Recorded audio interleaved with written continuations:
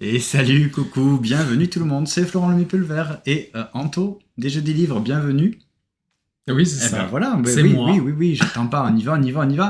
Bienvenue donc dans ce live du lundi soir, sauf qu'on est mardi, du débrief ludique. Ensemble, on va parler des jeux de société auxquels nous avons joué. Et pourquoi cette semaine c'est un mardi, puisque hier, lundi, nous étions invités, donc justement, à une journée presse à Toulouse pour Pixie, qui donc a eu la gentillesse de nous inviter. Et donc, c'est pour ça qu'on vous le fait ce soir, comme ça on vous fait un petit débrief en même temps de cette journée spéciale Pixie. Donc les jeux que nous avons pu découvrir, les jeux auxquels nous avons pu jouer. Et puis à la fin du live, on vous parlera aussi d'autres jeux que nous avons fait également ce week-end. Bienvenue Big Mich, salut même Ludomote. Installez-vous confortablement. Alors, oui. Juste une petite remarque. Oui. C'est même ludomo comme un mot. À chaque fois, tu dis même ludomote. Non, il me semble que c'est motte. Il va falloir, Aline, que tu nous confirmes ça. Eh oui, mais moi je pense que j'ai raison. C'est motte ou c'est mot? Eh oui. Comme un mot. C'est pas comme un mot, c'est motricité. Il me semble, hein, alors peut-être que je dis une bêtise, hein, mais il me semble. Ah, c'est motte. Tu vois? Moi, je pensais que c'était un mot. Et voilà. Psychomotrice. Voilà. Bien joué. Il me semble que on en avait déjà parlé, il me semble. Bon, voilà, c'était la petite intervention c'était important. Des jeux des livres. Mais je crois que c'était un mot, moi. Et non. Donc pour ce débrief ludique, on va vous montrer quelques petites photos qu'on a prises donc lors de cette journée hier à Toulouse. Donc c'était au Blasto Dice, au bar à jeux. Merci Pixie. Et ouais, c'était vraiment une chouette journée. On a passé vraiment une très très belle journée. Ouais, vraiment en très bonne compagnie. Et justement, eh bien la voilà, la compagnie. Voilà. Je leur ai pas demandé s'ils acceptaient qu'on diffuse cette photo. Ils sont consentants. Mais on va dire que oui. Tout simplement, puisque vous les connaissez peut-être pas. En tout cas, c'est sur Insta qui sévissent tous les deux. Avec complètement à gauche Alison et à côté d'Anto, c'est Tony. Donc voilà, c'était la petite photo d'introduction avec des cocktails et des boissons sans alcool, évidemment. Et moi, je suis sans rien. Nous, on boit. Voilà, donc ça, c'était la petite photo d'introduction. Ludicieux et genre en solo. Oui, oui, j'ai pas dit leur pseudo sur Insta, évidemment. Allez, les photos, elles sont, je sais plus, ici. Donc voilà. Hop. Alors c'est pas dans un ordre spécifique, c'est dans un ordre alphabétique. Donc on commence par le 7. C'est Seven Prophecy qui doit arriver. Devrait arriver. C'est pas officiel, mais bon, ça devrait arriver chez Pixie l'an prochain. Seven Prophecy. Et allons-y clairement, pour moi, ça a été le gros coup de cœur de cette journée. Ouais. Puisque la mécanique de base, c'est un jeu de pli, mais avec et de paris. Mais il y a un système très très intéressant, c'est qu'on ne va pas parier sur le nombre de plis que nous pensons remporter, mais sur le classement de chaque pli, à quelle position en fait on va se situer dans le pli. Si on joue par exemple, on a joué à 4, donc si tu joues à 4 joueurs, eh bien dans chaque pli, ça se joue en autant de manches qui a de cartes, là c'est une fin de manche. Je vais donc indiquer sur chaque pli à quel niveau je vais me situer. Est-ce que je vais me situer en premier, en deuxième, en troisième ou en quatrième? Et ça, je vais devoir le faire sur toute la manche en cours. On va jouer 10 cartes et il y a 7 paris. Exactement. Et comment on peut savoir? C'est-à-dire qu'on va recevoir donc nos cartes, on va voir ce qu'on a. Et en haut, là, sur cette espèce de rivière de cartes, en fait, ce sont des couleurs d'appel. C'est-à-dire que la première manche, eh bien, nous devrons jouer premier pli, nous devrons jouer en vert. La deuxième manche également en vert. Deuxième pli. La troisième, le troisième pli, nous devrons jouer en rouge, en jaune, etc., etc. Donc c'est comme ça qu'en fait qu'on va essayer de s'auto-évaluer et de parier sur notre propre classement dans chaque pli pour tenter tout simplement de remporter des points. Nous sommes donc des apprentis sorcières qui allons tenter d'accomplir des prophéties. Voilà pour le thème. C'est un jeu coréen qui donc voilà, c'est pratiquement sûr, on va dire, que ça va arriver chez Pixie. Alors, hop, je vais me mettre ici et je vais vous montrer ici, puisque il y a une petite fiche MyLune, donc Seven Prophecy, qui est sortie en 2023 quand même, hein, donc qui devrait arriver 2026 voire 2027 en français chez Pixie. Éditeur original c'est Sunnybird et c'est un jeu de Hinata Horiguchi. Je n'ai pas le nom de l'illustration. Alors que c'est vraiment très très kawaii. Hein. Oui, voilà, c'est vraiment dans le thème kawaii, un petit peu. Alors c'est coréen, mais dans l'esprit en tout cas japonais, asiatique. Ouais. Voilà, donc ça nous a énormément plu, tous les vraiment. 4 autour de la table. Ça a fait l'unanimité, effectivement, sur ce jeu-là. Tout le monde a vraiment passé... On a adoré ce twist, en fait, de prédiction. Voilà, pour chaque pli, à quel ordre je vais, en fait, être classé. Alors ça, ce classement... Sur un même pli, on l'avait jamais vu. Oui. Ça, c'est le gros twist. Ouais, il y a la petite nuance du fait qu'on va pas parier sur le pli numéro 1, je vais être tant. C'est sur l'ensemble, sur l'entièreté de la manche. Je vais dire, je pense qu'avec la main de cartes que j'ai, je vais remporter au moins 2 plis, par exemple. Je vais arriver deuxième sur peut-être 3 plis, etc., etc. Oui, donc il y a moyen de s'adapter. Je classe, en fait. Je vais être premier sur... on a 7 jetons. Et il y a 10 plis.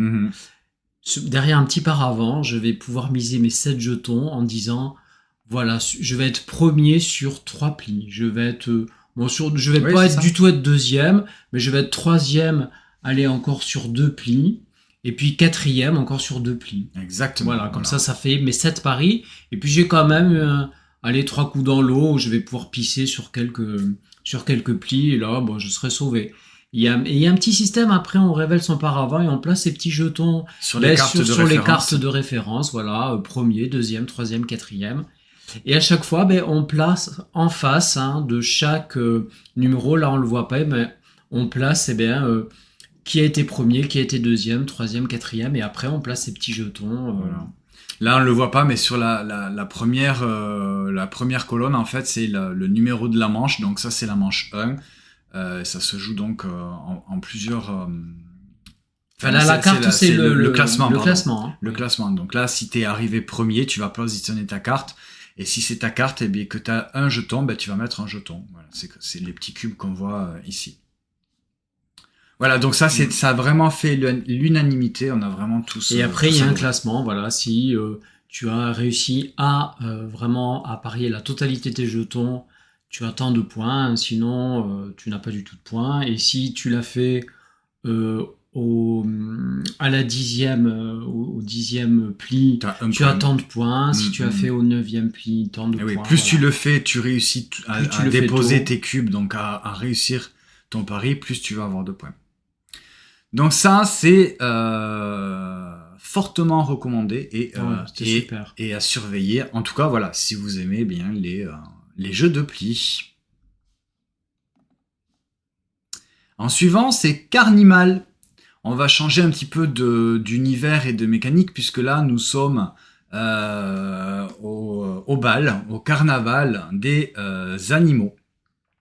Et nous allons tenter tout simplement par une mécanique de déduction, de retrouver l'identité de son adversaire. C'est un jeu qui se joue exclusivement à 2 joueurs.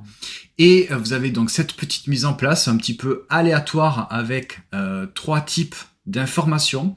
Donc un personnage, un masque et un objet. Objet du crime. En début de partie, on va piocher une carte rouge qui représente le personnage, une carte bleue qui représente le masque et une carte marron qui représente l'objet. On va les mettre là sur notre petite fiche. Donc là, vous voyez, par exemple, moi, j'étais ce personnage avec ce masque-là et cet objet-là. Et donc, par déduction, je vais devoir bien retrouver l'identité, le masque et l'objet de mon adversaire. Comment ça va se dérouler? Bien, ça va se dérouler principalement et uniquement en fait avec cette tuile-là qui est recto verso. Donc, je vais prendre cette tuile-là et je vais devoir la positionner à un endroit à la place d'une autre tuile. Par exemple, si je l'échange et que je la mets donc ici, à ce moment-là, je vais poser une question à mon adversaire. Tout simplement, je vais lui demander, est-ce qu'une des 4 informations qui se trouvent adjacentes à la tuile est une affirmation? Est-ce qu'il y a quelque chose qui te concerne? Soit un des 2 masques, soit un des 2 objets. Là, l'adversaire répond oui ou non, et au fur et à mesure, c'est comme ça qu'on va devoir et qu'on va pouvoir faire des déductions. Et de l'autre côté, en fait, c'est une flèche, c'est-à-dire qu'on va pouvoir l'orienter dans une direction pour dire, voilà, si par exemple la flèche elle était vers le haut, je pourrais demander, donc, est-ce que un de ces 2 objets te concerne? Oui ou non, et etc. en faisant donc tout simplement des déductions.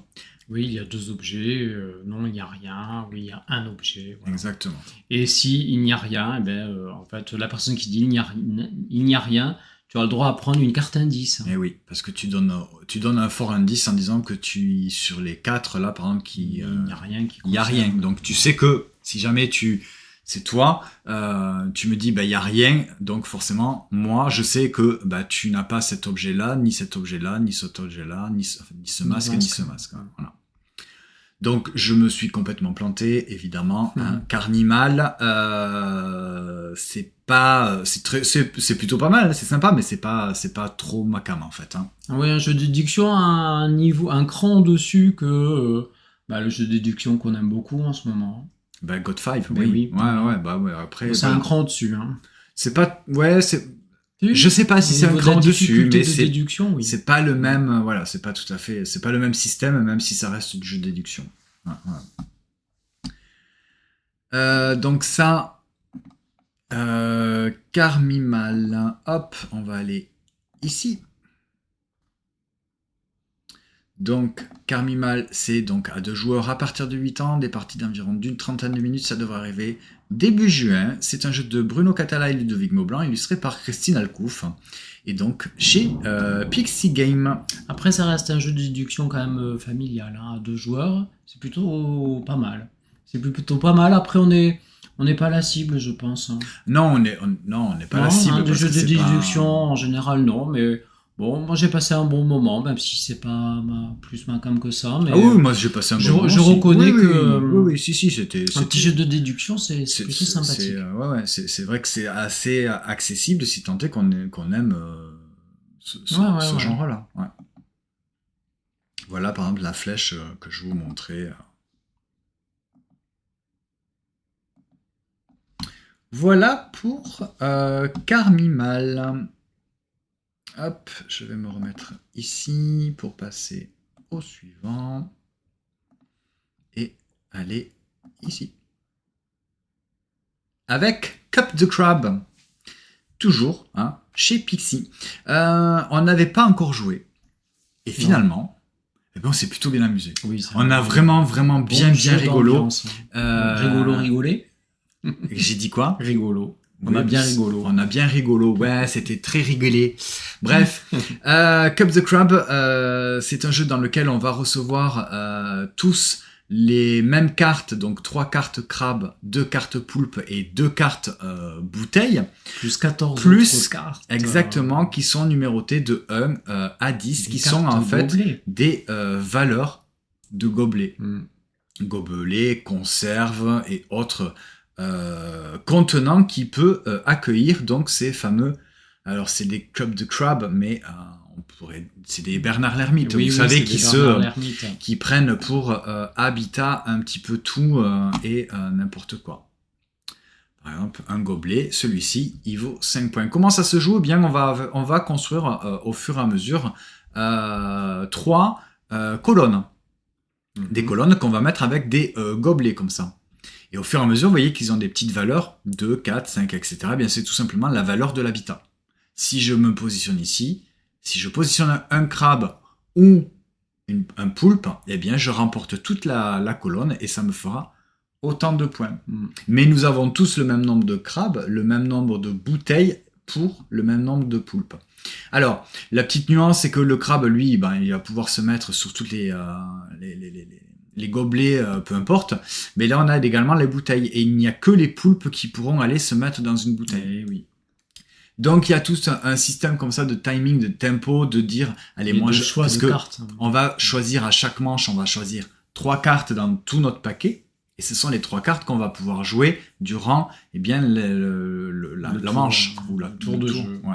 Enfin, le tour de jeu, c'est tout simplement jouer une carte, soit en alimentant une des 3 colonnes, ou soit en posant un crabe pour tout récupérer, ou une pieuvre, s'il y a déjà une bouteille, pour tout récupérer également, et tenter de bloquer potentiellement nos adversaires, prendre des risques en essayant d'alimenter la pile en se disant est-ce que les autres joueurs ils vont pas me le piquer avant, est-ce que je tente, est-ce que je fais une autre colonne, est-ce que je mets une bouteille pour que ce soit qu'un poulpe, mais est-ce que les autres ils ont pas pris dans leur main de carte de 3 cartes, ils ont pas pris un poulpe et à ce moment-là je vais me le faire piquer sous le nez. Enfin, il y a plein de petites de petites tensions de paris, comme ça, de prise de risque, de guessing, de ce que l'autre est en train de jouer ou va jouer ou a pris dans sa main. Voilà, c'est vraiment très drôle et au fur et à mesure, on sait qu'il va rester de moins en moins de crabes, de moins en moins de poulpes, on peut calculer. On voit ce qui a été joué. Puisqu'à chaque fois qu'un joueur, une joueuse récupère une pile avec soit le crabe ou soit le poulpe, eh bien ça reste, vous voyez comme ici, ça reste visible. Donc là, par exemple, là c'est la fin de la partie, mais par exemple là on sait que le joueur par exemple il a déjà joué ses 2 poulpes mais il n'a joué que 2 crabes, donc potentiellement il peut jouer un autre crabe et il lui reste une bouteille, même s'il n'a plus de poulpe il va venir peut-être bloquer ou toi tu peux le bloquer, voilà. Donc ça c'est très, très drôle. C'était vraiment on a passé je pense qu'on était les bons publics aussi, on a passé un bon moment, notre style et franchement, je pense que j'y rejouerai avec grand plaisir, parce que c'était plutôt fun. Alors, on va aller sur MyLudo. Donc, 3 à 5 joueurs à partir de 8 ans, des parties d'environ d'une trentaine de minutes. C'est un jeu de Michael Feldkotter et illustré par Kinu Chong. Et c'est chez Mandu Game et donc distribué par Pixie. Voilà pour Cup the Crab. Alors, hop, j'essaye de pas trop me perdre dans tes manies, mes pages. Ouais. C'est tout un art. Oliva. On y avait déjà joué. Oui. À Cannes. On avait trouvé ça plutôt pas mal. On avait joué à 2. Se confirme à 4. Et là, ça se confirme à 4. C'est très bien aussi. Oliva est un jeu de deck building, mais j'ai également envie de dire de mini tableau building. Mini tableau building, puisque alors j'ai une photo qui se prête peut-être un petit peu plus à mon explication. Voilà, ça c'est un plateau perso, c'est-à-dire que on va avoir des cartes en haut et des cartes en bas. Au fur et à mesure du tour de la manche, on va révéler les cartes qui sont en bas. Donc je vais les choisir, je vais les positionner, et à ce moment-là, quand c'est à moi de jouer, je révèle la première carte. Et je vais faire parce qu'on est des. Alors on est des agriculteurs qui récoltons et produisons des olives et de l'huile d'olive au Portugal. Voilà, il faut quand même bien préciser. Allez, voici pour la thématique. Donc oliculteurs. Ok, très bien. Donc je révèle ma première carte, je vais faire l'action, mais je vais pas faire l'action que une fois. En fait, je vais faire l'action. Par exemple, si c'était celle-ci que je révélais, eh bien, je vais regarder tout autour de la table qui a le même symbole, donc là d'olive avec un petit rameau d'olivier. Eh bien, je vais faire autant de fois les actions qui sont indiquées tout autour de la table. Bon, en même temps, là, c'est pas celle que tu révèles. Non, mais c'est pour l'exemple. On imagine. Si par exemple celle-ci je la révèle et qu'il y a le même symbole, je vais pouvoir également le faire plusieurs fois. Je vais faire les actions qui sont indiquées par le même symbole qui est tout autour, présent autour de la table sur les autres joueurs. Ouais, voyez les autres plateaux. Voilà. Les actions, grossièrement, c'est cueillir des olives, Oui. transformer ces olives en huile, et l'huile va me servir d'aller, eh bien tout simplement, on va dire, acheter des cartes qui sont sur ce plateau, enfin ce carré de cartes central, Il y a 4 rivières. qui va, suivant la carte que j'ai révélée pour acheter, va me permettre d'aller acheter sur telle ligne, etc. Acheter des cartes, c'est quoi? Il y a des points de victoire bruts. Alors là, la photo est à l'envers, hein, mais alors, peut-être que je pourrais la retourner. Non. Donc là, voilà, c'est des points de victoire bruts. Là, c'est une espèce de petite influence qu'on va pouvoir créer au fur et à mesure de la partie en fonction des drapeaux. Hein. Il y a également donc des actions bonus qu'on va pouvoir, si jamais on les met justement à disposition pour tout le monde, c'est-à-dire on va gérer l'influence des drapeaux. Et il y a d'autres cartes qui s'achètent uniquement, elles, avec des pièces, puisqu'il y a une phase de petits revenus également, qui vont m'améliorer en fait mes actions de base, puisque c'est quand même avant tout, on va dire, un petit deck building. Je récolte des olives, je les transforme en huile. Cette huile va me permettre d'acheter des cartes, améliorer mon deck, acheter des cartes qui font des points, pour tout simplement remporter la partie avec Oui, le plus puis de il y points. a une petite collection de drapeaux, de grands pays producteurs d'olives, voilà, qui se rajoute un peu, qui est une petite surcouche en plus au niveau des points. Parce que les points, c'est surtout par trio, à la fin du jeu, par trio de ressources qui te restent, au niveau aussi des cartes de points bruts, et puis aussi ça joue beaucoup sur les drapeaux, On les va collections jouer, de drapeaux. on va regarder le nombre de cartes qu'on aura acquis tout le long de la partie, donc justement avec ces drapeaux, hein, l'Espagne, l'Italie, la Grèce, la Turquie, etc. Et on va le comparer à toutes les cartes qui ont été défaussées, et on va multiplier. Ça va être un multiplicateur en fait. Voilà, c'est ça. Donc il y a moyen de faire pas mal de points. C'est très agréable parce que c'est extrêmement rapide en fait, rapide et fluide ce jeu. Oui, passer le premier tour où tu as compris comment ça fonctionnait, voilà, c'est ça. Non, puis même c'est très rapide. C'est extrêmement rapide. Tu dévoiles une carte, tu fais l'action autant de fois qu'elle y est sur les autres plateaux de joueurs. Et c'est peut-être pas forcément toujours la même action. Oui, c'est pas la même action. Puisque au début, le deck de base, on a tous le même symbole avec les mêmes actions, mais au fur et à mesure, on va acheter des cartes qui vont peut-être avoir un symbole, mais avec une action peut-être différente, ou qui va me permettre d'aller acheter dans différents endroits, etc. Donc des petites synergies qui vont se créer comme ça, vraiment, parfois bien malgré soi. Oui, parce que forcément, les cartes que vous allez jouer, elles vont vous servir à vous, mais elles vont forcément servir également. Voilà, même si t'avais pas trop envie. Aux autres joueurs. Ouais. C'est très bien, très fluide, rapide, nerveux. Un chouette petit deck building avec un petit côté tableau building. Hyper agréable, hyper joli. Vraiment un chouette coup de cœur qui se confirme pour Oliva. Ouais, très très bien. Un 4 joueurs à partir de 8 ans, des parties d'environ, allez, on va dire une trentaine de minutes. C'est à 4, 45 minutes. Oui. L'éditeur, c'est Pythagoras, l'éditeur portugais qui est un éditeur que j'aime bien. Hot Games et Bohemian Games et Reflex Shop. Alors il y en a des éditeurs, hein. Je pense que c'est les différents éditeurs dans différents pays. C'est un jeu de Rolla et Costa illustré par Marina Costa. C'est marrant, hein, Costa, Rolla, Marina Costa. Voilà. Marina Costa. Qui a fait Pessoa et Café. Et oui. Et House of Fado. On reconnaît bien son style. C'est vrai, j'ai pas vu. Oui. On reconnaît le style de Marina Costa. Ah oui. Ouais. Un petit côté géométrique. Ouais. J'aime beaucoup. Très joli. Donc voilà, ça c'est pareil, hein, c'est une chouette, c'est une chouette recommandation qui je n'ai pas pour l'instant de date. Alors voyons vite fait, peut-être sur Ludum. Ça arrive en août. Ah oui, c'est pour cet été. Voilà. Quand on fait des salades avec de l'huile d'olive. Exact. Hop, je me mets ici. Je me mets là pour. On va rester autour de la Méditerranée. Au jeu suivant. Corum. Ouais. Là, celui-ci, c'est peut-être le jeu qu'on attendait le plus. J'avais vraiment envie de Joaquorum après notre découverte à Cannes, donc toujours chez Pixie. C'est un jeu où on va marquer des points en fonction de l'influence qu'on va pouvoir acquérir tout au long de la partie sur différentes zones, effectivement, encore une fois, autour de la Méditerranée, mais pas que, hein, puisqu'on va aller également en Asie. Oui, c'est l'Empire romain. Voilà. Comment ça va se dérouler? Très très simplement, en fait, on va à notre tour piocher une carte dans une rivière et on va jouer une carte dans notre espace de jeu. On va jouer 12 cartes. En tout.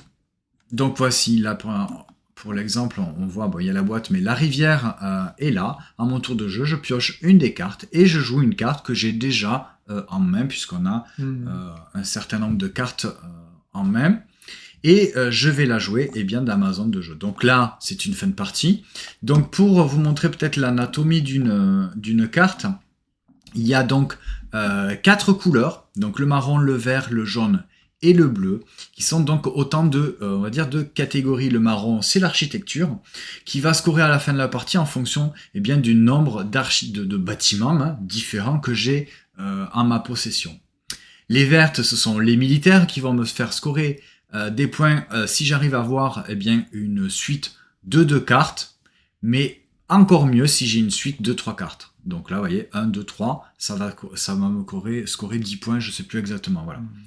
Les cartes jaunes vont me faire scorer des points. C'est le nombre de cartes jaunes multiplié par le nombre de cartes à force 3. Ok.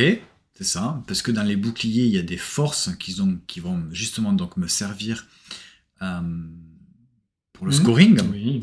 Et ensuite, il y a les cartes bleues qui sont les cartes de commerce. Voilà. Donc ce sont des marchandises en fait. Donc plus on va en avoir de identiques, plus on va marquer des points. Donc là, vous voyez, par exemple, j'ai 4 bois, ça va me marquer tant de points. J'ai 2 poissons, ça va me marquer un petit peu moins de points, mais quand même. Et ça, c'est le premier niveau de scoring. C'est exactement, puisqu'il va y avoir également un autre scoring qui va intervenir ça serait trop sur simple, cette piste-là. Puisque quand vous allez jouer une carte dans votre zone, vous n'allez pas marquer des points en fonction de la carte, de la couleur que vous allez jouer. Mais vous avez vu que ici, là, en fait, on a un petit fanion avec une valeur. Là, par exemple, le 1 vert, là, on a le 2 violet. Et bien, à chaque fois qu'on va jouer une carte dans notre zone de jeu, et bien, par exemple, si je joue cette carte d'architecture avec un 1 vert, et bien, tout simplement, je vais aller augmenter de 1 dans ma zone verte qui est sous la boîte. La Gaule. Si je prends l'exemple d'ici, là, voilà, cette carte donc de intrigue avec le 2 violet, eh bien je vais aller augmenter mon petit curseur dans la zone violet. Ouais. Donc chaque joueur a sa couleur et augmente un petit peu plus à chaque tour de jeu son influence sur les différentes régions du jeu. Du monde romain. Et chaque région va avoir encore une fois, son propre scoring. Ouais. Là, on le voit, l'Afrique, par exemple, on va multiplier le nombre de boucliers numéro 1 que nous avons donc dans notre jeu. Hein, je rappelle, les boucliers, ce sont ces boucliers sur les cartes. Et on va le multiplier par le nombre de points qui sont alloués. Ici, c'est ça. Ça sera 3.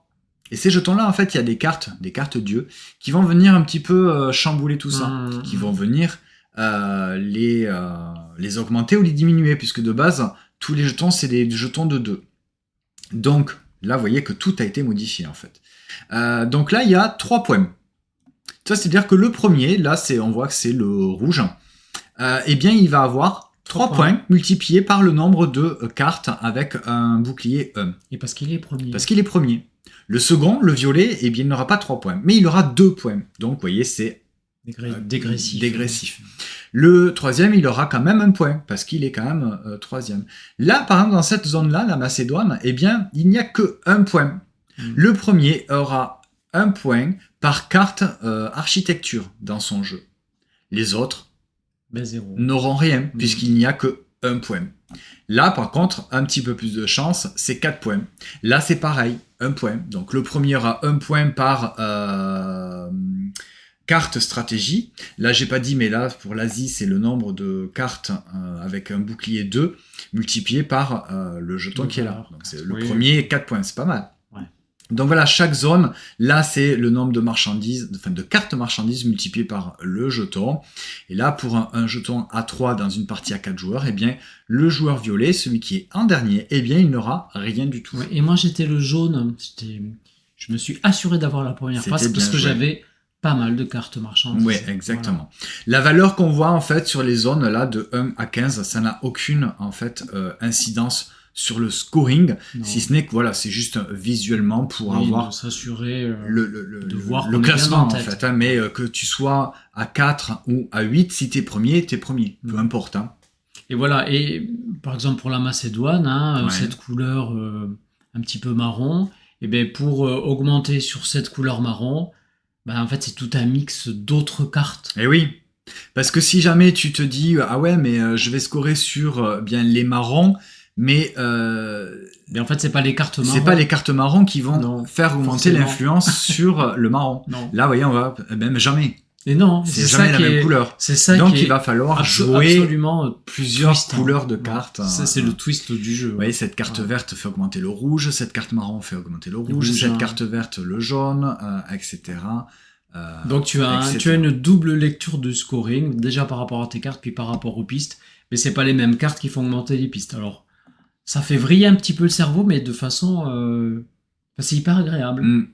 Moi, j'ai beaucoup aimé. Ouais, on a adoré. Là, c'est le début de partie. Il y a juste le premier joueur, le joueur violet, qui avait déjà commencé. Donc, tous les jetons sont à 2. Alors oui, il y a des cartes dieux. On n'en voit pas sur mes photos. Si, il y en a une là, mais elle est retournée, puisque là, dans la rivière, on voit pas les dieux. Alors, c'est tout simplement, en fait, une carte qui va, quand tu vas la piocher, tu vas être obligé de la jouer et tu vas augmenter ou diminuer 2 jetons qui sont adjacents à la piste où tu vas choisir d'augmenter ton influence. Voilà. Le petit problème avec ces cartes dieux, c'est qu'elles restent dans ta main. Tu ne peux pas t'en défausser. Donc au final, ça te fait de moins en moins de choix. De possibilités. Après, tu n'as droit qu'à en prendre 3 tout au long de la partie. Tu n'en auras que 3. Oui. Donc ça, Quorum, vraiment, on a tous beaucoup aimé. Moi, j'ai vraiment envie d'y rejouer et de le découvrir, voir ce que ça donne à 2 joueurs, puisque principalement on joue à 2 joueurs, mais en tout cas à 4, c'était très bien. Très bien. Donc Quorum de 4 joueurs à partir de 14 ans. Bon, je trouve que c'est quand même un peu exagéré. Le 14, je ne sais pas si on voit... on le voit pas ici, mais enfin bon, c'est pas du tout du 14+. Non, c'est pas un jeu expert du tout. Si ce n'est que peut-être que là, c'est la version qui a été reprise de la version, on va dire peut-être anglaise ou américaine, qui fait que... Non, pourtant c'est Devir. Non, c'est espagnol. Ouais.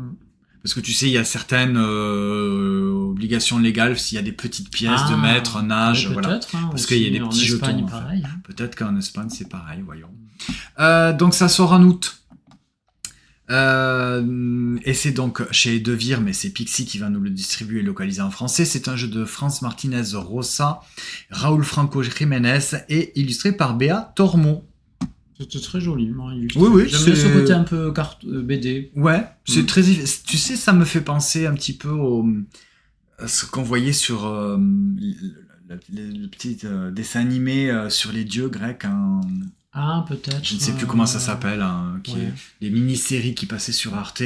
Oui. Très ludique. Mythologie, ou mythes, les grands mythes. Les grands mythes, ouais. Si vous aimez un petit peu les mythes...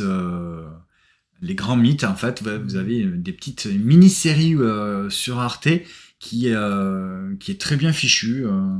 Et ça me rappelle un petit peu ces illustrations qui pourraient surtout au niveau des cartes. Ouais. Plus encore que... Qui pourraient être comme ça. Plus que sur la couverture. Très chouette. Ouais, ça aussi, j'ai hâte de pouvoir y rejouer. Hop, c'est pas là, c'est là. La suite. On va retourner sur les photos. avec ce très très joli jeu. Ah, on va pas trop la couve. On voit pas. Eh ouais, non, on voit. Eh ouais, oui, ça c'est. Mais je suis pas. On devine. Je ne suis pas photographe. Spirits of the Wild, Awakening. C'est un jeu exclusivement à 2 joueurs. Ouais. Très joli jeu.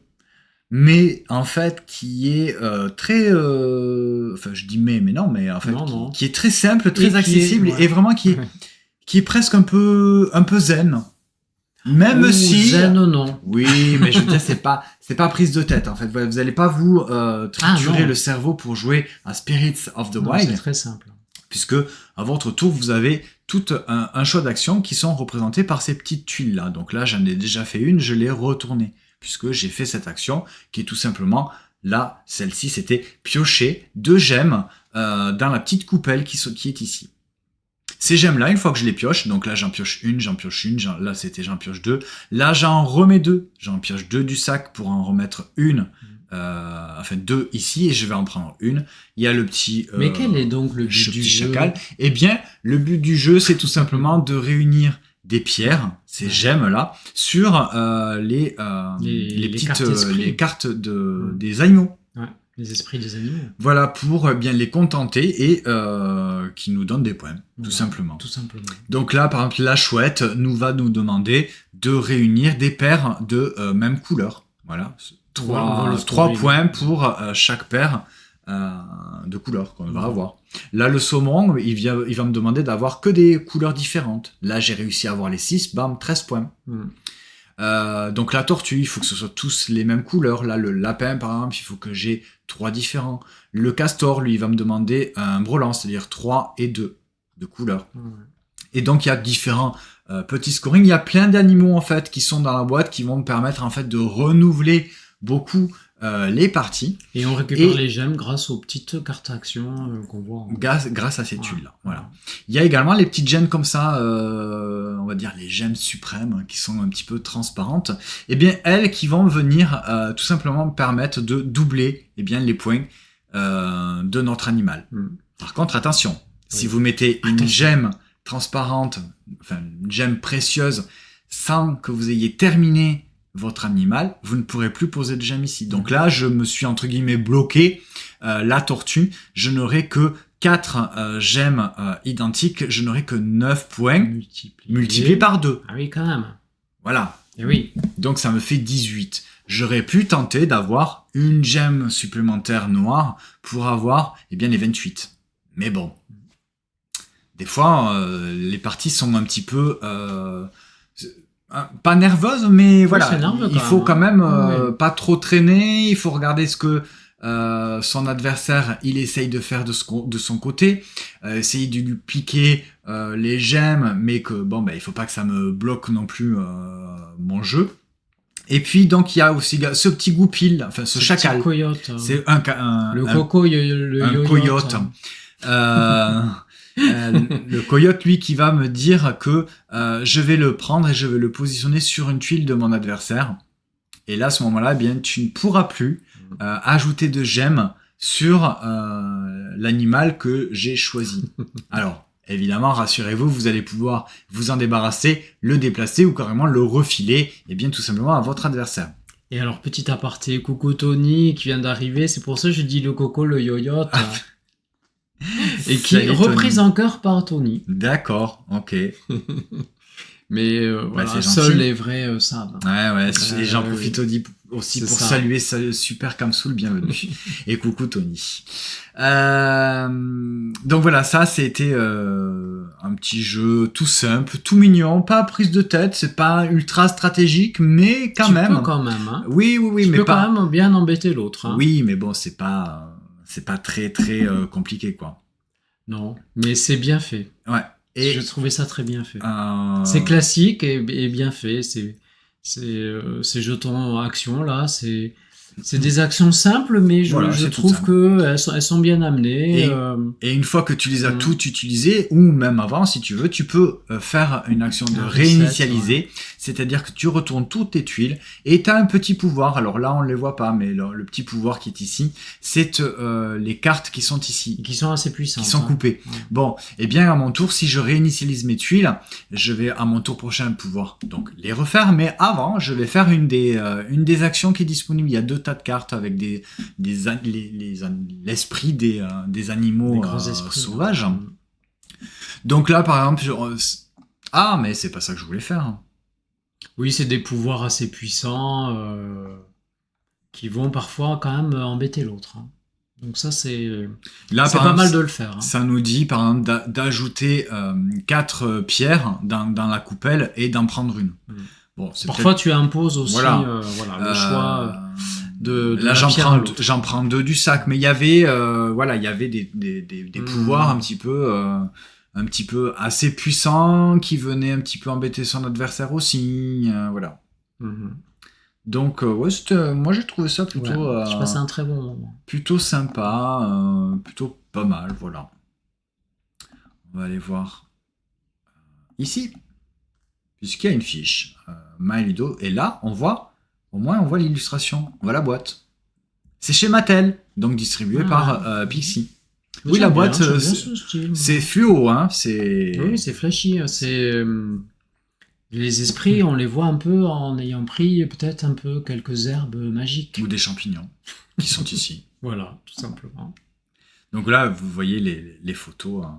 Donc vous voyez, on voit là un petit peu les autres animaux. Là, il y a le corbeau, il y a la fourmi. Ah oui, il y a d'autres. Donc les 2 joueurs prennent les animaux, les mêmes animaux. Hein. En tout cas, dans la version qu'on a jouée. Peut-être qu'il y a une version où on peut mélanger, je ne sais pas. Je sais pas. Mais voilà, il y a plein d'autres animaux et plein de cartes d'esprit qui vont venir vraiment pouvoir changer. Voilà, on voit là, il y en a pas mal. Hein. Moi, j'ai bien aimé. Oui, moi j'ai hâte d'y rejouer aussi. Moi, j'ai trouvé que c'était... Voilà, mais pour moi, je dis que c'est pas prise de tête, c'est tu te tritures pas le cerveau pour jouer. C'est simple. Mais c'est pas simplé. Hein, voilà. Donc, à partir de 10 ans, pour des parties d'environ 20 à 30 minutes, c'est chez Mattel. Donc, c'est un jeu de Nick Hayes et illustré par Rachel Kinlan. Ou Rachel Kenlan. Voilà, Rachel Kenlan. Tiens, je le mets dans ma petite wishlist. Celui-ci. Hop. Par contre, si tu as envie de te triturer l'esprit... Le jeu suivant... C'est le jeu suivant. Ici. C'est une intro. Eh oui, mais non. Eh bien si. Ça tease. Voilà. Et ouais. Voilà pourquoi. The Voynich Puzzle. Est-ce que tu peux nous faire un petit peu le pitch de ce jeu ? Alors, le fameux Voynich Puzzle, enfin pas puzzle parce que puzzle c'est le jeu, mais le manuscrit Voynich ou Voynich, je ne sais pas comment on le dit. C'est vraiment un manuscrit assez incroyable parce que on a déduit par le carbone 14 et puis par la datation un peu des illustrations que c'est un manuscrit du Moyen-Âge. Sauf que ce manuscrit du Moyen-Âge, on n'a jamais su et on ne peut toujours pas le déchiffrer parce qu'il est dans un alphabet et une langue complètement inconnue. Et malgré tout le progrès de la cryptologie actuelle, on ne peut toujours pas le déchiffrer. Donc c'est assez incroyable, ce mystère du manuscrit Voynich. Et en fait, Voynich, c'est le nom d'un de ses derniers propriétaires, qui était un bibliophile polonais, et puis qui a été revendu, et maintenant c'est la propriété d'une bibliothèque aux États-Unis. Et voilà, donc ce manuscrit, c'est assez incroyable pour tous les chercheurs, les amoureux du livre, et puis des langages secrets, c'est marrant, et de la cryptologie. On n'arrive toujours pas, même avec des ordinateurs incroyables, l'intelligence artificielle, on n'arrive toujours pas à déchiffrer mais de quoi ça parle. Voilà. Alors on sait un petit peu de quoi ça parle parce que il y a les illustrations, et c'est la thématique des différents puzzles du jeu. Donc ça parle d'astronomie, ça parle de plantes, ça parle de botanique, alors ça parle de médecine un peu par les bains, Hein. D'écriture. Ça parle Et de recettes. et de recettes, mais c'est plus des recettes en fait pour se soigner. Ouais. Ah, voilà. Donc ça reste un aura de mystère en fait. Donc en fait, Voilà. tous ces thèmes-là que tu viens donc de nous citer, qui sont dans ce manuscrit, eh bien on va les retrouver dans le jeu et on va tenter. On va pas essayer de le déchiffrer, mais en tout cas, on va essayer de On va façon progresser en fait dans la compréhension de de ce chaque manuscrit. Donc de chaque thème, en fait. thème, Ouais. donc qu'on retrouve sur le assez grand plateau central avec ici par exemple la botanique, ici ce sera l'astronomie, Oui, ici ce sera c'est la fameuse l'écriture, écriture qu'on n'arrive pas à déchiffrer. ici donc les recettes, en tout cas tout ce qui est un petit c'est un peu botanique. mais la botanique elle est Oui, là. elle est là. Voilà. Et C'est des remèdes en fait. ouais. Et là, Et les BEM. c'est les bains, mais en fait, c'est plus de la médecine. On sait pense pas que c'est de la trop, médecine par, ouais. tu sais, la balnéothérapie. Mhm. Voilà. Et alors, ce qui est plutôt... et puis il y a cette partie ici également qui est donc le fameux on va dire, puzzle. entre guillemets, le cœur du jeu de ce puzzle. Comme si c'était de la cryptographie, en fait. Qu'on essayait de déchiffrer au fur et à mesure tous les indices qu'on allait récolter pour essayer bien d'avoir les points de victoire, en fait, mais qui sont des points, on va dire, de points de connaissance. Et comment ça va se jouer? Eh bien, là, encore une fois, hop, c'est très original puisque tous les joueurs vont avoir un petit carnet comme ça avec des cartes qui sont à l'intérieur qui vont tout simplement, eh bien, nous donner des actions à faire.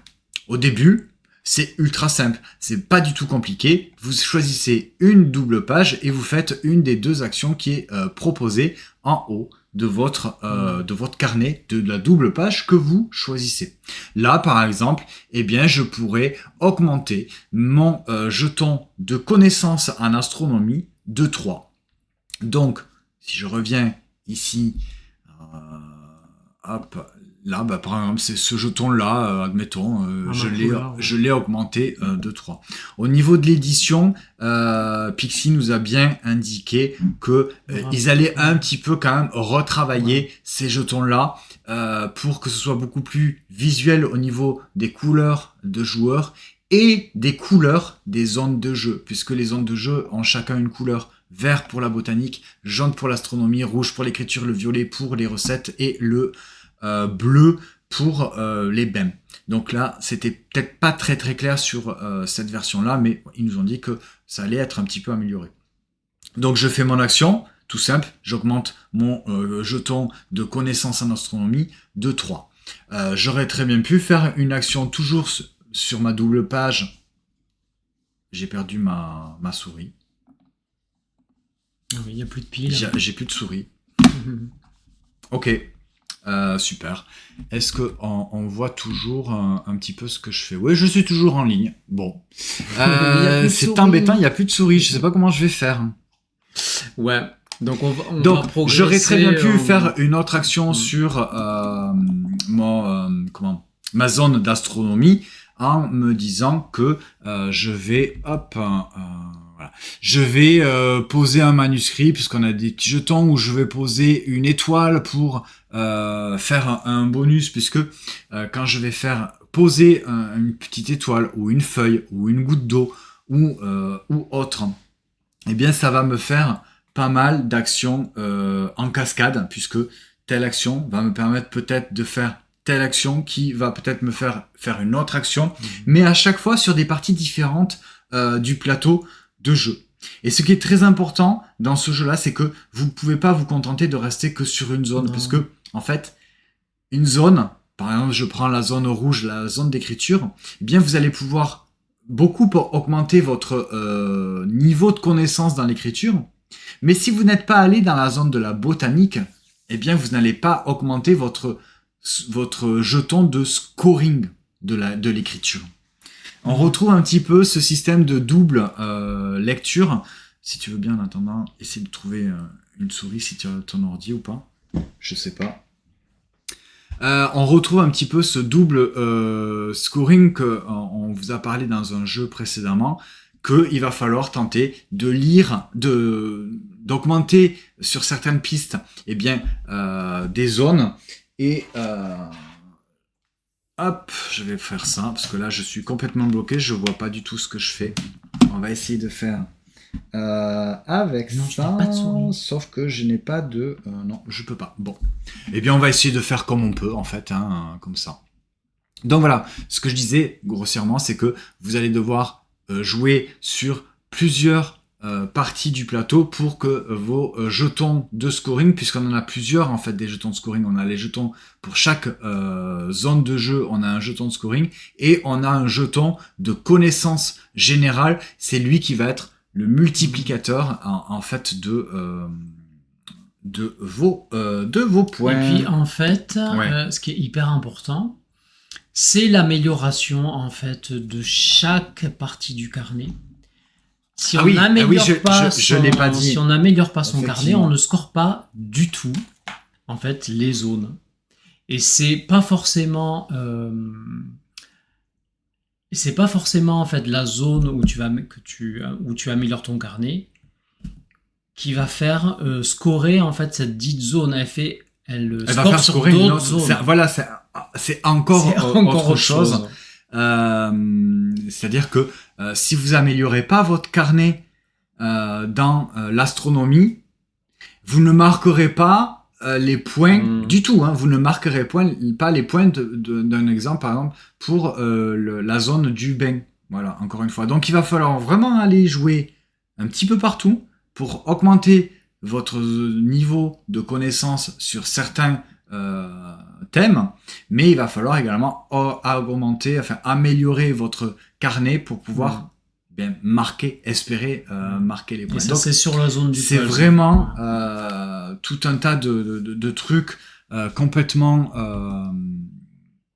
imbriqués et puis oui, c'est-à-dire que vous en avez niveaux de lecture. Vous en avez de partout. Je vais essayer de faire la manip au clavier, mais voilà.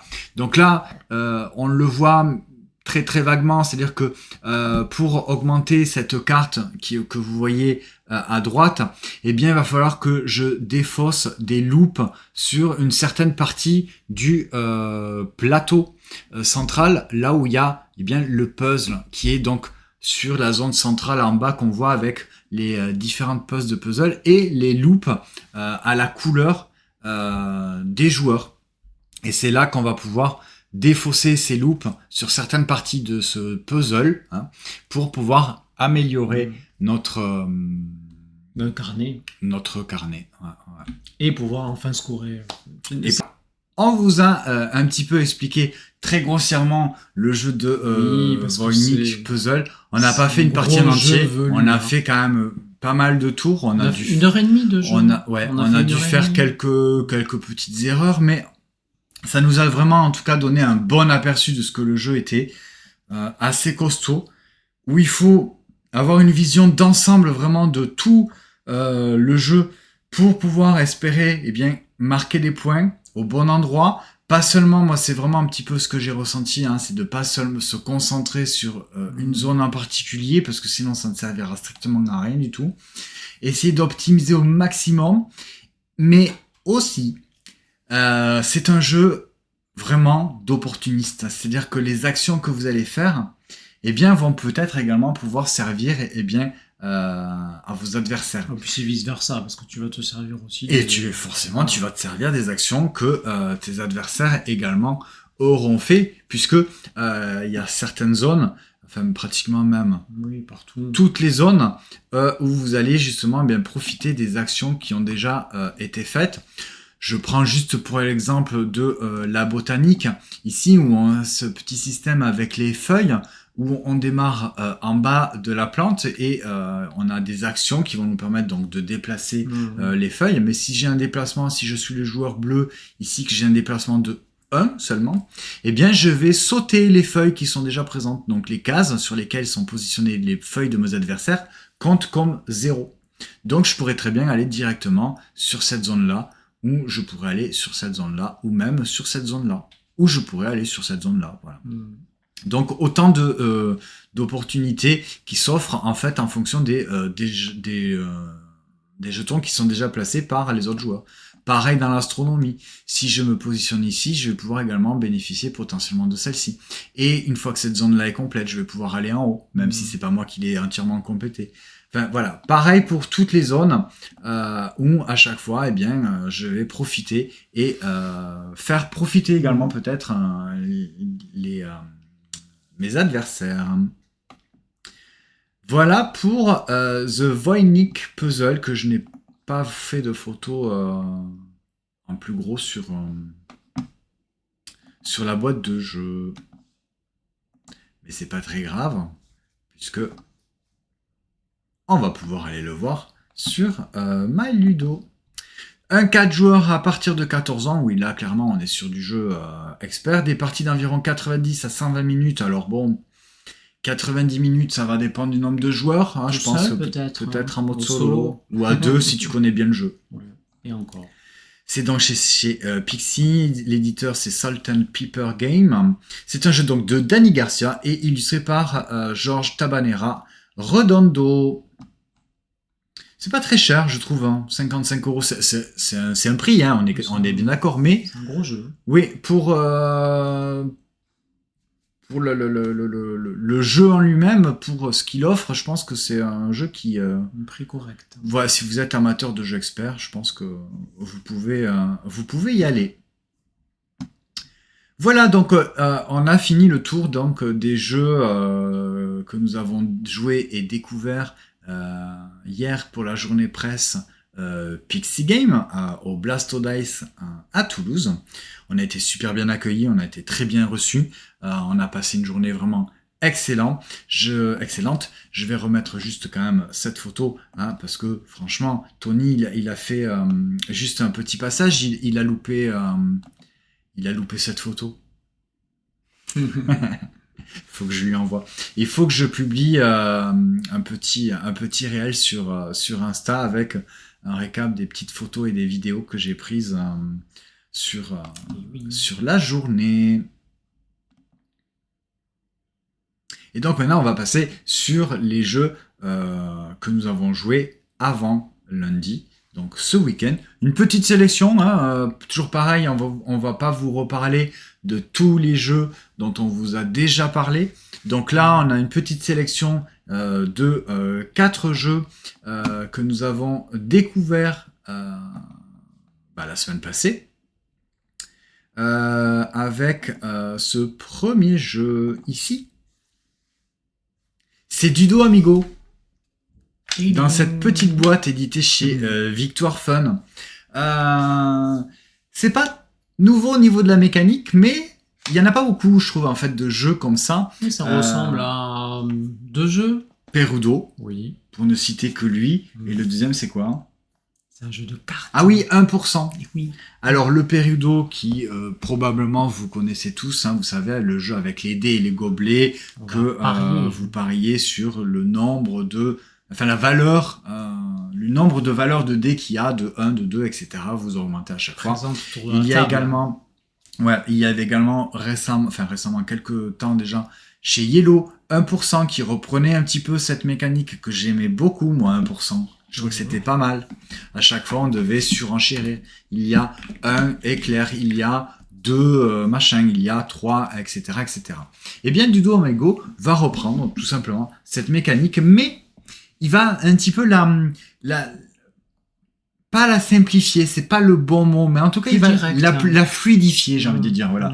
Ça va vraiment droit au but, et au final, c'est assez accessible et simple, et amusant. C'est ça, en fait, qui est intéressant. Alors, j'aurais bien aimé virer ça, là. Non, parce qu'il n'y a pas le... Il n'y a pas le quoi, hein. Le modérateur. Super, il est où? Il est là, mais il n'est pas là. Et voilà. C'est dommage. Je vais me mettre... je sais pas... oui, non, mais je suis déjà sur... Ça sera coupé au montage. Sur la page. Alors, Dudo Amigo, 3-8 joueurs à partir de 8 ans, des parties d'environ 5 à 10 minutes. C'est très rapide. C'est la première équipe, puisque ça se joue en équipe, qui arrive à atteindre 100 points, a tout simplement remporté la partie. Et là, il y a quoi dans la piñata? Alors, c'est des piñatas en fait qu'on va mettre au centre de la table. Ce sont tout simplement des cartes, comme on voit au centre de la table. Soit des 3 couleurs, soit des 2 couleurs, soit une seule couleur, mais au dos, on ne sait pas exactement ce qu'il y a. Sauf que là, par exemple, il y a des probabilités, et là, on voit, voilà, il y en a 2 de chaque couleur. Donc, il y a cette piñata qui sont avec ces cartes-là, comme on le voit ici, sur la photo, et qui vont être donc réparties à chaque tour. On va piocher une carte. Une fois que toutes les cartes de la piñata sont réparties, les joueurs par équipe vont pouvoir s'échanger les cartes. Et bien le premier joueur va commencer et va dire, voilà, il y a un chihuahua. Il y a 2, dans le tour suivant, il y a 2 chihuahuas. Et donc à tour de rôle, comme ça, tous les joueurs vont devoir au moins augmenter de 1 le nombre de bonbons qu'il y a dans cette piñata. Mais il n'y en a que 3. 4 crocodiles. Voilà, il y a les chihuahuas, il y a les papagayos et il y a les crocodilios. Voilà. Et donc, c'est vraiment du Perudo ou du 1%, mais ultra fluide et beaucoup plus immédiat et direct. Voilà, c'est parce que j'avais l'impression d'un Perudo que c'était pas évident. 1%, même si j'avais beaucoup aimé, il y avait peut-être un petit peu trop de couleurs. Là, voilà, il y a 3. Il y a les jaunes, les bleus et les verts.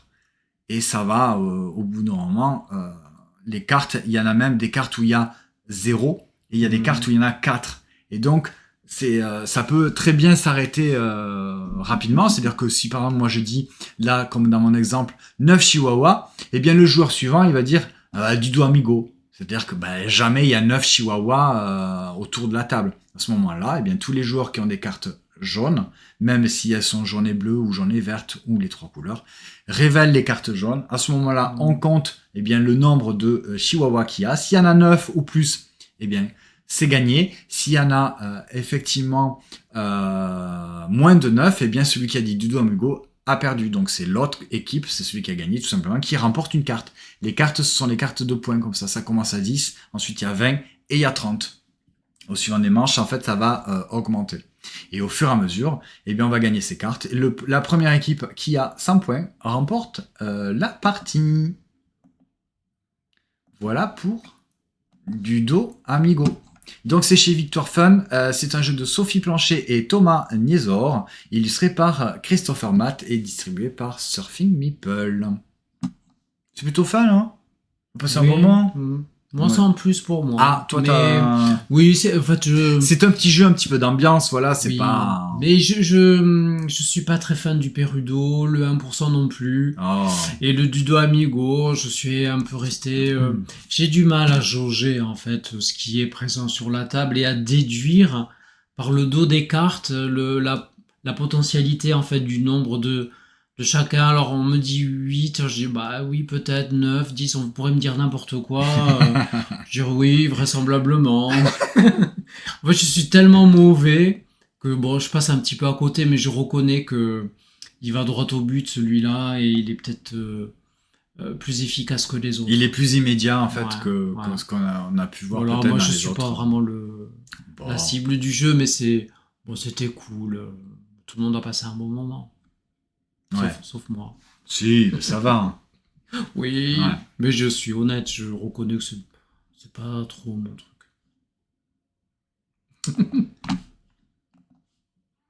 Là, alors, par contre, là, oui. Ouais. Ça, c'était plus ma cam. Epic Melee.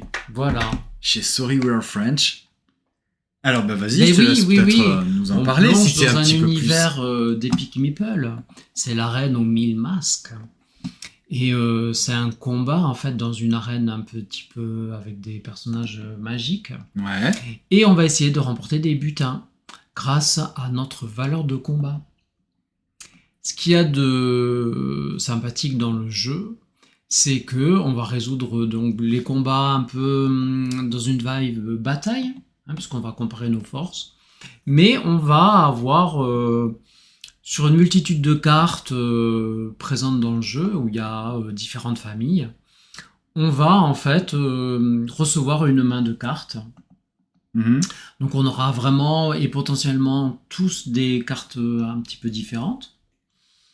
Et on va programmer en fait 6 batailles, il me semble. Ouais. Alors C'était 6, je vérifie. Oui, c'est ça, c'est 6 rondes de combat. Donc on va jouer, potentiellement jouer 6, engager 6 personnages. Et ce qu'il y a de super dans le jeu, enfin de très intéressant, c'est qu'on va, pour chaque bataille, on va jouer 2 cartes. C'est ça qui est original en fait, c'est que c'est... on est encore dans un jeu où on a une lecture du jeu, de son propre jeu, et des cartes, des jeux des adversaires, qui est complètement chamboulé, puisque donc, effectivement, comme tu dis, à chaque tour, on va jouer 2 cartes. On va en jouer une face visible et une face cachée. Enfin, toutes les 2 sont face cachée, et tous en même temps révèlent celle de droite. Voilà. Et le premier joueur va choisir... Soit il joue sa carte qu'il a révélée. Par rapport au reste de ce qui est visible, il va choisir si la carte qu'il a révélée à droite, il l'engage, ou s'il la récupère en main et que finalement, il va engager l'autre. Sans que les autres ne sachent ce que c'était de base. Voilà. Et puis il va passer son jeton au joueur de son choix, qui va faire de même. Et alors là, c'est vraiment le festival des coups fourrés. Parce que chaque carte, évidemment, va avoir un petit effet et avoir un petit bonus. Donc déjà, la carte, elle a une valeur. C'est un petit peu comme un jeu de pli, tout simplement. C'est-à-dire que la plus forte valeur... Oui. Oui, une bataille. Une bataille, oui, parce qu'il n'y a pas de couleur spécifique. Non, une bataille, mais la valeur la plus forte l'emporte. Mais c'est pas si simple, parce que vous imaginez bien. Eh bien, en fait, les valeurs, elles vont pouvoir être modifiées, les cartes vont pouvoir être changées, l'ordre de répartition des trophées va pouvoir également être inversé. Enfin, il y a autant de cartes de personnages différents, autant de pouvoirs spécifiques. Et en même temps, ces pouvoirs, je les trouve très, très simples. Oui, très faciles à comprendre. Oui. Mais ce qui fait que le jeu n'est pas complexe en lui-même. C'est... tout le fun vient... du fait que tu sais pas ce que les autres vont jouer. Et du fait d'embêter au maximum, en fait, les autres. Et d'essayer tout simplement de remporter le combat pour avoir les trophées dorés qui marquent le plus de points. Et suivant les manches, au fur et à mesure, d'en acquérir de plus en plus pour avoir le plus de points possible et le plus de points que, en tout cas, ses adversaires. Donc, c'est la première partie, moi je dois avouer, j'ai dit, mais en fait, c'est impossible. Comment tu peux voir ce que l'autre fait. Donc, j'y suis allé un petit peu au hasard. Et finalement, je me dis, ok, j'ai compris, je vois un petit peu le jeu, où est-ce qu'il veut m'amener. Et je pense que ce jeu, il a une petite marge de progression assez intéressante, en sachant que vous allez pouvoir, même, surtout le paquet de cartes, eh bien, vous n'allez pas tout distribuer. Donc, il y a des personnages, peut-être que vous n'allez pas voir, ou il y a des personnages, peut-être que vous n'allez pas voir en nombre suffisant aussi. Mais oui, on n'a que 7 cartes sur énormément de cartes en fait. Je pense notamment à la grenouille, qui est intéressante s'il y en a plusieurs. Oui. Voilà. Alors au début, tu en révèles une pour te dire, écoute, on va peut-être faire une alliance de grenouilles. Mais oui, mais non, en fait. Après, il y a des... mais peut-être que oui. Eh ben, peut-être que non. Non, vraiment, j'ai été un petit peu sur ma faim sur la première partie. Et on y a rejoué. Et finalement, je me dis, ok, je vois où est-ce que le jeu veut un petit peu nous amener. Et il y a un petit peu de chaos, enfin même carrément du chaos. Il n'y a pas réellement de contrôle. En tout cas, moi, pour l'instant, je pense que dans les premières parties, tu n'as pas une lecture du jeu. C'est un jeu d'adaptation. Où tu vas dire, attends, moi, je vais faire ci parce qu'il va faire ça. Non, en fait, tu peux pas Non. vraiment savoir. Donc, tu la joues un petit peu. Tu t'adaptes complètement, en fait. Ce qui est chouette, c'est que tu vas pouvoir t'adapter grâce à ces 2 cartes. Soit tu engages, soit tu récupères en lisant et en sachant un petit peu plus la partie avance. Et je sais que tu as telle carte, maintenant je vais pouvoir jouer celle-ci, je sais que celle-là elle est défaussée. Oui, effectivement, tu as cette carte-là, moi je vais pouvoir faire ça. Le jeu avançant, donc c'est vraiment super. Ouais, c'était c'est un jeu qui mérite en tout cas d'être joué et rejoué. C'est donc chez Sorry We Are French et c'est un jeu de Florian Fay, illustré par David Sidbourne. Alors avant de passer au jeu suivant... Allez, pour le dernier jeu, c'est Pan.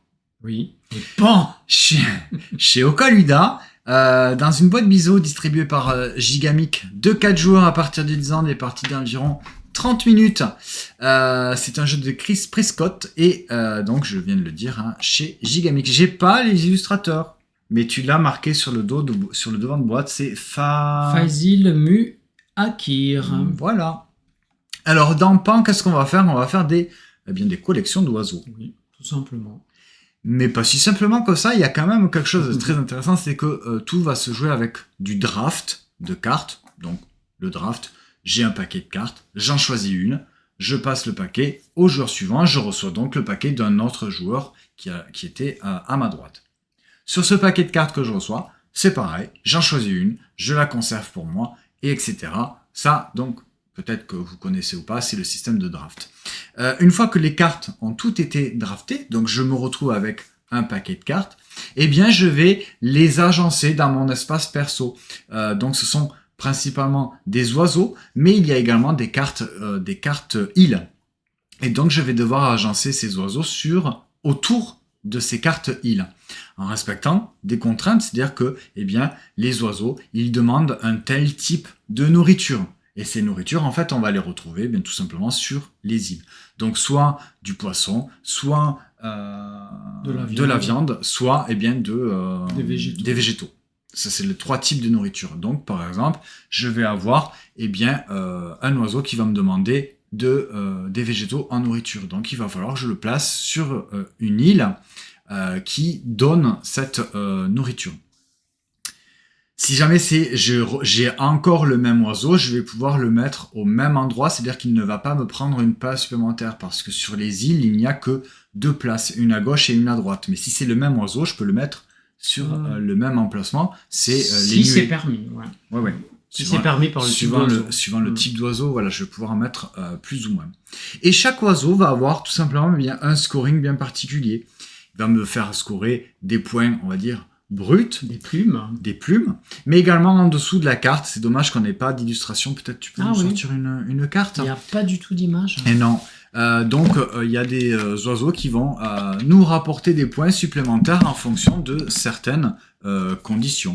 Allez, je vais vous montrer celui-ci. Oui, parce que quand même, il faut reconnaître que le graphisme est quand même donc là, vous voyez, chouette, hein. le flamant rose, lui, il va me demander soit des végétaux, soit des poissons en nourriture. Il va me rapporter à la fin de la partie, seulement 1 point. À chaque manche, on va compter les points. Vous voyez qu'on le voit, il a une nuée de 4. C'est-à-dire que sur le même emplacement, je pourrais potentiellement mettre 4 flamants roses. Et son superbe béret rose. Et le pouvoir, c'est-à-dire que si dans la même île que j'ai avec lui, si j'ai 2 pans, eh bien ça me fera en plus 2 plumes supplémentaires par flamant rose. Donc il y a moyen de faire des petits combos et d'augmenter ces cartes-là. Là par exemple le colibri, il va me demander une nourriture, un végétal, il va m'en rapporter 2 points, je pourrais en mettre jusqu'à 3 dans le même emplacement. Et si dans la même île il y a un macareux, eh bien j'aurai 2 plumes supplémentaires. Tu me l'as montré celle-ci pour l'illustration, je parie. Oui. Oui, parce que l'illustration, c'est rigolo, c'est des oiseaux un petit peu anthropomorphes qui ont des habits ou des chapeaux. Des bandanas, voilà. C'est assez improbable, c'est rigolo. Ouais. Mais c'est un système de scoring très classique, mais le système de draft est chouette. Oui, et puis gérer aussi également les îles. Les îles, parce que suivant les saisons, elles vont se retourner. Voilà, qui vont pas offrir la même la même ressource à chaque saison. Et donc en fait, les cartes qu'on aura accumulées, peut-être que sur une manche suivante, on ne pourra pas le remettre si on n'a pas la bonne nourriture. Donc bon, c'est moi Moi, j'ai trouvé ça plutôt pas mal. Après, le petit truc, c'est de ne pas s'éparpiller. C'est-à-dire qu'il va vraiment falloir se concentrer sur un tel type d'oiseaux, parce que sinon, il y a des oiseaux qui ne te feront marquer pas beaucoup de points. Oui, puis qui vont être défaussés carrément. Ah oui, parce que si jamais tu peux pas la placer dans une île, eh bien la carte, elle est pas défaussée directement. Ouais. Elle est donnée à ton adversaire. Ouais. Donc attention, peut-être que lui, ça pourra l'avantager. Mais au fur et à mesure, ce qu'on n'a pas dit, c'est que les cartes que vous allez drafter au fur et à mesure, eh bien, vous allez les conserver. Oui, oui. C'est-à-dire que la manche 1, je vais recevoir tant d'oiseaux, je vais pouvoir les positionner très bien. C'est que j'ai pas positionné, ça part à mon voisin de gauche.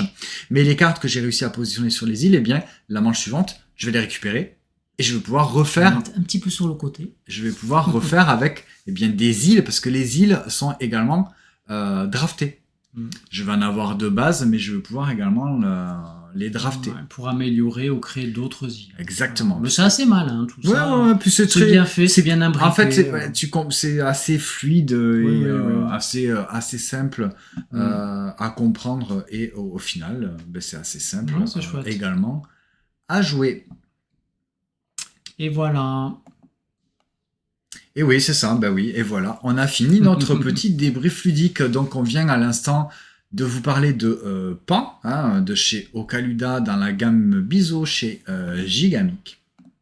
On vous a parlé de Epic Melee, ce jeu un petit peu chaotique, sans vraiment beaucoup de contrôle, mais quand même un petit peu. Dudo Amigo, voilà, c'est le jeu un petit peu du Perudo, mais en version light et beaucoup plus fluide. Alors là, c'est pas du tout fluide, mais c'est assez costaud. C'est The Voynich Puzzle de chez Danny Garcia, qui promet quand même pas mal de retournement de cerveau et de réflexion. Ouais. Un jeu à 2 joueurs très joli, très fluo, très sous, j'allais dire amphétamine, non, mais je sais plus comment on dit. Champignon. Ouais, voilà. Pour 2 joueurs, dans lequel on va tout simplement, tranquillement, collecter des petites gemmes pour contenter les esprits des animaux et tenter de marquer le plus de points que son adversaire. Corum, c'est un petit peu la guerre à l'influence dans l'Empire romain, où on va jouer des cartes qui vont nous donner des points à la fin de la partie, mais qui vont influencer sur d'autres zones. Et ces zones-là, il va falloir également l'influencer sur d'autres cartes. Tout est une question de jauger entre plusieurs cartes et couleurs. Oliva, ce petit deck building et, comme je l'ai dit, un petit peu de tableau building et de gestion de ressources également, où on va tout simplement collecter des olives et les transformer en huile pour améliorer notre deck. Cup the Crab, on va tenter de faire rentrer notre crabe, notre Bernard l'ermite, dans le meilleur habitat possible qui va nous faire marquer le plus de points. Très rigolo ça. Carnimal, à 2 joueurs, un petit peu de carrément même de déduction, dans lequel on va tenter de démasquer son adversaire, trouver qui il est, quel masque il a et quel objet il détient en fonction d'un système de questions avec des tuiles. Et ça, Seven Prophecy, voilà, le jeu de pli qui nous a vraiment le plus marqué, dans lequel on va, pas forcément tenter de remporter un pli, mais de jauger et de parier sur le niveau de notre pari, de notre pli, qu'on va tenter de... Ça veut rien dire ce que je viens de dire. Je suis fatigué, et lui...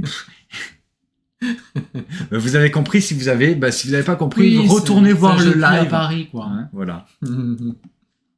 Voilà, donc c'était notre petit live du débrief ludique de la semaine. Je papillonne, salut, coucou, j'avais pas vu, bonsoir. Mais tu arrives à la fin avec une émission un petit peu chaotique. Si vous regardez cette vidéo sur YouTube, n'hésitez pas quand même à mettre un petit pouce en l'air et à venir sur Twitch, comme ça vous aurez même droit en direct aux aléas du direct, comme on dit effectivement, avec une souris qui s'éteint, des bots qui font du spam sur le chat. On se retrouve probablement jeudi avec Loli pour les sorties de la semaine. On vous tiendra au courant sur Insta. Sinon, avec Anto, on vous retrouve lundi prochain pour un débrief ludique spécial. Oui, spécial alchimie du jeu. Et ouais, ce week-end, c'est l'alchimie du jeu à Toulouse. Et on retourne donc à Toulouse pour participer à ces 3 jours de festival. Si vous avez l'occasion de venir, franchement, venez. Ne serait-ce que même une journée. Parce que c'est vraiment un chouette festival où vraiment, dans ce festival, on a de la place. Il y a des tables et on peut jouer. Dingue. Et ouais, c'est vraiment un chouette festival et c'est gratuit. Amusez-vous bien et à la semaine prochaine. Ciao, ciao. Bisous, Ciao. salut.